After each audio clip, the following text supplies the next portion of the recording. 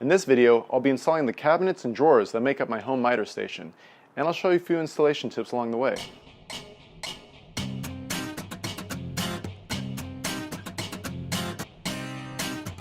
First thing I had to do was remove my old bench of 2x4s and cheap ply mounted to the wall. Once the basic demo was done, it was time to lay out the project.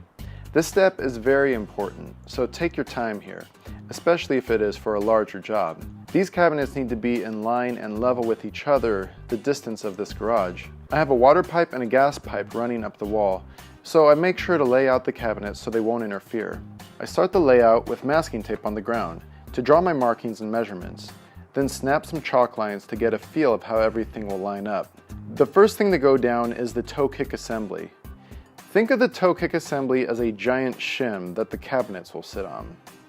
I make this out of ripped strips of plywood. Typically, you don't need to anchor it to the concrete, but I decided to do so here because of the large slope in the garage floor and because it is critical that my cabinets line up well for the miter saw in between. To level the assembly, I use cedar shims and a laser level, but a 6-foot level would work just fine. Once the toe kick assembly is set and leveled, I set the base cabinet boxes on and screw them to each other, then put a couple of screws in to attach them to the toe kick assembly.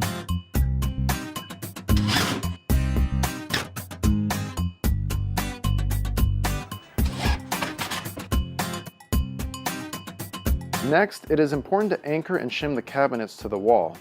Even though I leveled the toe kick assembly, the boxes still might be the tiniest bit off, so as I go down the wall shimming and anchoring, I use my laser level to make sure they are plumb. And that's pretty much it. Typically, if you were doing kitchen cabinets, for example, at this point you would screw in a top sheet of plywood, and that's what your countertop would sit on. But for this project, I have a spacer assembly to raise the shallower cabinets up so that there is room for material on the miter table.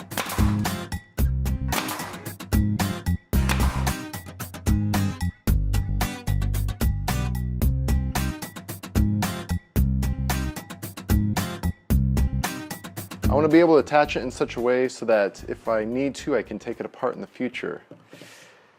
How to do that? C? There is one C. 10 seconds, Mr. Wandel. Oh. Well, I guess sometimes pocket holes are the answer.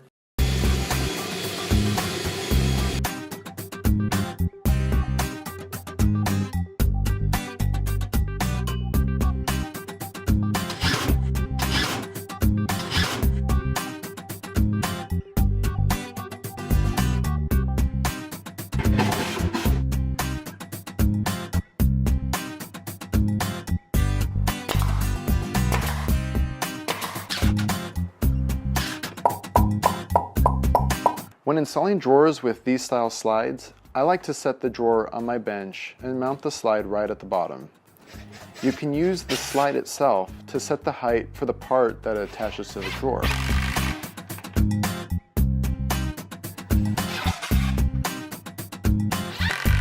Then inside the cabinet boxes, I simply raise the first slide up about 1/8 of an inch or so before I mount it. And I know this raises the drawer up the same amount. Then, for the drawer slides above it, I just use a spacer.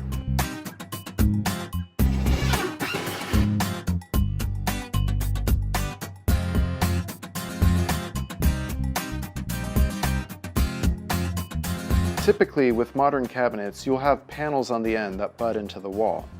Oftentimes, these walls are not straight or plumb. Here I have some end panels I made out of the pre-finished ply. I made them oversized so that I would have material to cut them into place. I place them as close as I can, but I level them with my laser and clamp them to the cabinets. Then I can see how much they need to move in each direction. I like using some metal dividers to score where the cut needs to be. I put some masking tape on the panel and score the terrain of the wall and floor. Then clean this up with a razor blade. This will also score the wood to reduce tear out.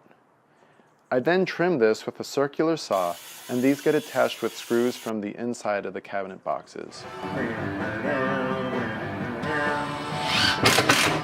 This project used a lot of wood, so rather than cut it on my slightly less than adequate table saw, I ripped the 21 sheets on this beast. This saw is sweet. It makes ripping 4x8 sheath a breeze.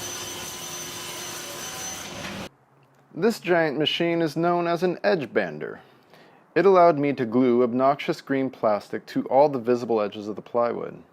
Special thanks to my buddy Tim at KP Contractors for letting me use these sweet machines. If you're in the San Diego area and need custom cabinets, well, I'm not saying that these guys are the best, but there's nobody better. Give them a call.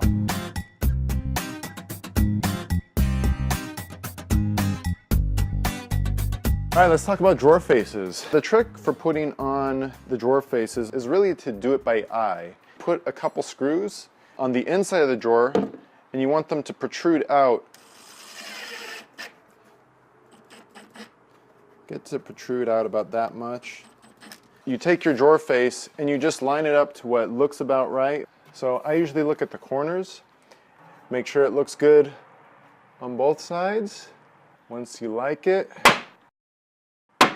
and screw it in the rest of the way.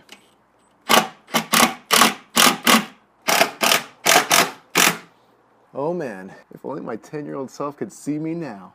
He'd be like, "What? You got a workshop, green cabinets, and you drive a car? You're awesome!"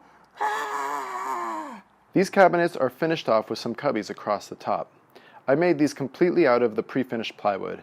To assemble this, I used biscuits. They are fairly strong, and I didn't want any visible screws.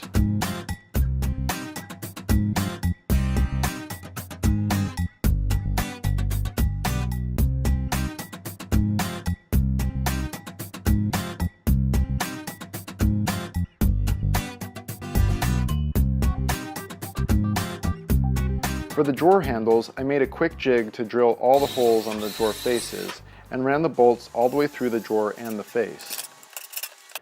Well, I hope you enjoyed and maybe even learned something.